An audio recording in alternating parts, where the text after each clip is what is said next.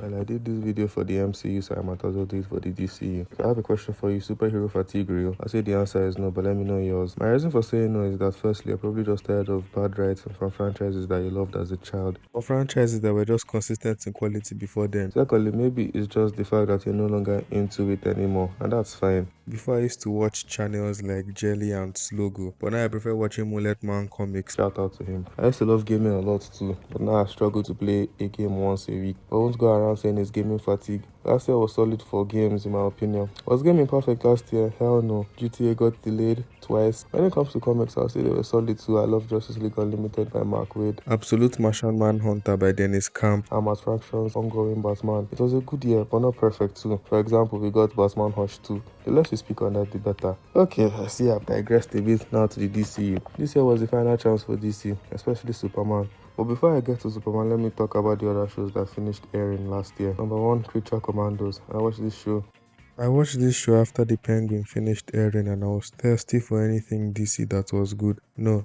not you Joker 2. Get out of my screen. It paid off. This was a good show. I love the characters most especially. The plot left a lot to be desired in my opinion. It was kind of too basic, but honestly for the most part I didn't mind. Creature Commandos was an appetizer for the DCU. So I doubt you guys expected absolute cinema in the writing. The show had a lot of highs, and I mean a lot, with the comedy and especially the character work. Now the ending of this show was a big WTF in my opinion. And that will be the last time DC will give us a WTF moment. 7.5 out of 10. Okay, now I'm supposed to talk about Superman. But since I'm retention baiting, let's talk about Peacemaker. This season tripped because there was too much pressure. Imagine being born into one of those families that basically breed the idea of perfection as a fetish or something like that. The children are basically assigned roles like Zamyatin's We or Brave New World, sacrificing the child's autonomy and individuality just to satiate their fetish. So that child grows up with that pressure, and let's say the setting is an Olympic race. It's the finals, but the pressure overstays its welcome and starts pouring out, and the child chokes during that race. Now you're probably asking, okay, what does that whole analogy have to do with anything? Well, that's basically Peacemaker Season 2. James Gunn, the parent, overhyped Peacemaker, the child, and Peacemaker just couldn't live up to those expectations. In my opinion, the individual episodes fell short, and they pandered to the tactics of hooking your interest till the finale. And the whole season is dependent on said finale, only for it to just be underwhelming. Now let's contrast it with Season 1. The first season had faster pacing. The individual episodes didn't depend on the next one to be good or to hook you. They could stand on their own as good episodes without the need for the finale. I can't say the same about Season 2. The finale of Season 1 was even standard stuff. It had a satisfying payoff. You can tell that James Gunn got a bit of a burnout while writing Creature Commandos and Peacemaker Season 2. So I'm happy that at least he gets to take a break for a bit before Man of Tomorrow. Okay, enough stalling. In my original review, I gave it a 7 out of 10. But there was a lot of recency bias in that. I've changed my mind. 6 out of 10. Now, the one you guys have been waiting for. The last project or the main project of the year, Superman.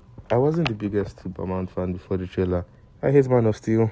I think BVS is the worst movie of all time. And somehow, I liked Justice League, specifically Whedon's version. You what? As a child, I watched the usual Donner movies, but I remember only liking the first one. I enjoyed Superman the animated series and his other appearances in the DCAU, like Static Shock and Justice League. That show lets you know Superman isn't boring.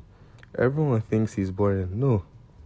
Everyone thought he was boring, which is stupid. You can't read a synopsis of Superman and act like you know his whole life story without even picking up a comic to see his struggles with his belonging, his loneliness, and dealing with the what ifs. Like, what if Krypton never exploded? What if I got to meet my normal family? What if I grew up on Krypton? What if I just lived as a normal Kryptonian? So my adventures with Superman made me appreciate Superman more as a character. And honestly, shout out my adventures with Superman. I can't wait for season 3 of that show. Now, Superman made me love Superman. This movie is the perfect example of being authentic, like a Wes Anderson movie. It grows into its style and doesn't try to be what it's not. You could see Superman giving hope to the oppressed, Superman standing for good, looking at the face of destiny, slapping it and telling you, I'll do it my way. I love this movie, I can't overstate that. Superman gave me hope that with all the problems at Warner Brothers, there are still people who can make good DC projects. Now I'm hopeful for its future. Oh, what do you mean Netflix is buying them? Oh my god. Oh, brother, this guy stinks! Now, my slight critiques. The pacing was too fast, which leads into my second one. The plot feels a bit overloaded, especially for its short runtime.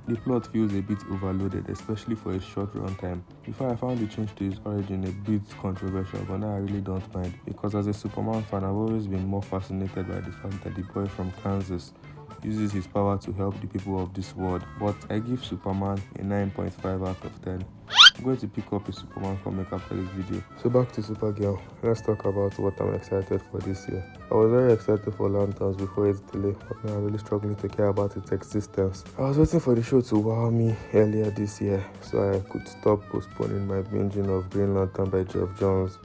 But it seems like that won't happen anytime soon. Clayface is a movie I'm less concerned about its quality and more about its budget and box office. I have a feeling it's going to be good. I really want this to succeed.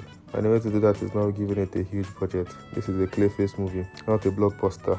I need movies about these unknown characters to do well so we can get more of it. Imagine a movie about Animal Man. That would be nice. And of course, the poster movie of the year, Supergirl. I heard James Gunn saying the movie isn't religiously following the comic, so maybe that's my sign to go read it. Craig hasn't missed on a female-led movie yet. Overall, Marvel has a lot of hype this year, but I think at the very least DC should prioritize quality. And with everything that has been said, Superman has made me hopeful. So yeah, don't subscribe and bye.